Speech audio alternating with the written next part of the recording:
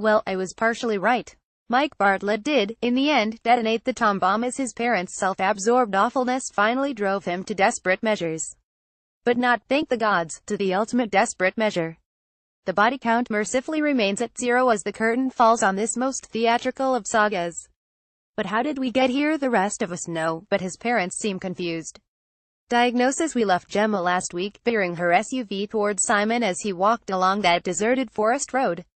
Would you have blamed her if she'd turned him to roadkill and buried his sorry ass in the woods? Instead, she finally puts poor Tom first and races Simon back to the hotel, determined to get Tom out of harm's way before his dad arrives and tries to drive another wedge between them.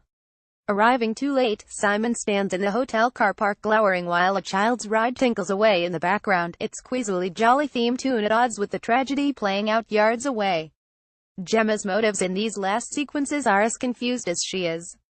She hurries Tom away but knows Simon will find them because they've gone home to the house they once shared, full of memories. She changes the locks but opens the door to her now broken ex-husband, knowing the only way to finish this once and for all is to talk. Stay away from him, Gemma warns as the emotionally volatile patriarch looms at his son, as wild with unpredictability.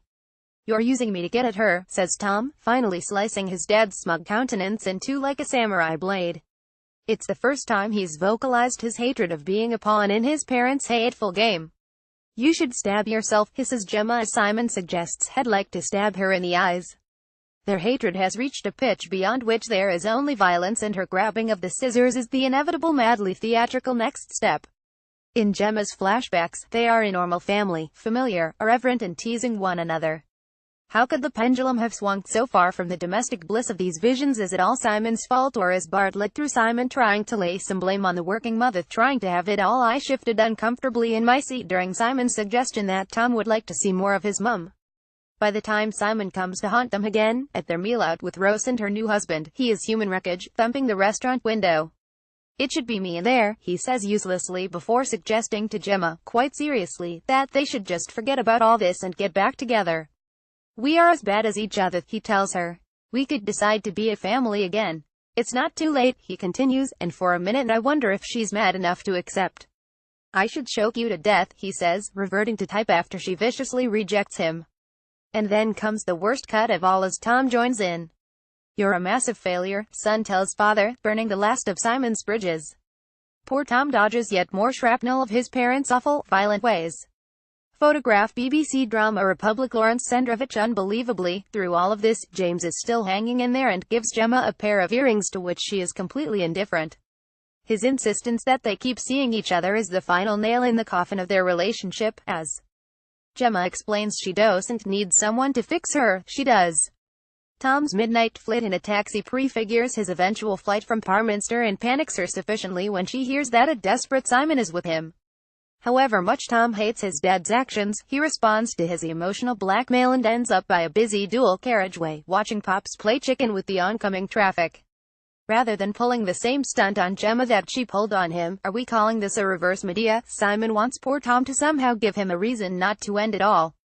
When Gemma catches up with them, she drags Simon out of harm's way and persuades him with a forceful, not like this, suggesting she'll help him if he's really intent on ending it all, away from the terrified gaze of his son. The three go for the world's bleakest meal, Simon ordering whiskey and Pepsi, dear Lord, and Gemma telling the cheerful waitress that he'll also have an English breakfast with mustard and brown sauce. If the intravenous drugs don't kill him, the acid reflux will. And we finally find out what Simon told Tom to make him leave his mum all those weeks ago, that she abandoned him as a baby during a particularly bad bout of postnatal depression. Not enough on its own, but for poor Tom it only compounded the feeling that she never really wanted him. Why else would she spend all that time at the surgery? When Gemma returns from her mystery mission to the car park, it becomes clear she has set up a one-woman portable dignitas in the hotel room so Simon can quietly pop off having said his goodbyes and wiped up the last of that brown sauce. Impressive that Simon can always eat, no matter how black the void into which he is staring. Bye Tom, he says as Gemma asks him to follow the instructions she's left for him. This is unbelievable. None of them really want this, do they? Tom cries desperately in the passenger seat. Surely Simon can get better. Why such a hopeless resolution? Gemma's 11th hour decision to stop him is bang on time for Simon, but too late for poor Tom. While his mum idly flicks through her messages, he has made the cleanest of breaks, leaving his mobile on the passenger seat and walking away from his mad parents forever. He leaves Gemma a message with one final, devastating, "Love you." We've been watching these maniacs hack away at each other for 4 episodes as poor Tom sat between them, dodging the shrapnel. How could they not have noticed his utter despair? That closing speech of Gemma's to camera is an unashamedly theatrical flourish, only missing a red velvet curtain falling to wild applause as she finishes. "I'm here, Tom. I'm your mum. I'm sorry and I'm here. I'll always be here waiting. When you want to come back. Whenever you want to come back."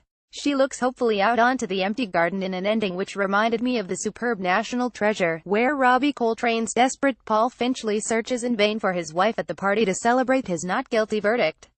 Prognosis: for me, the story of Dr. Foster is done. Yes, the potential for a sequel exists while Tom roams the streets and Gemma shivers pensively in a turtleneck. And Simon is, presumably, still out there somewhere, putting his life back together. But I have feasted on their misery long enough.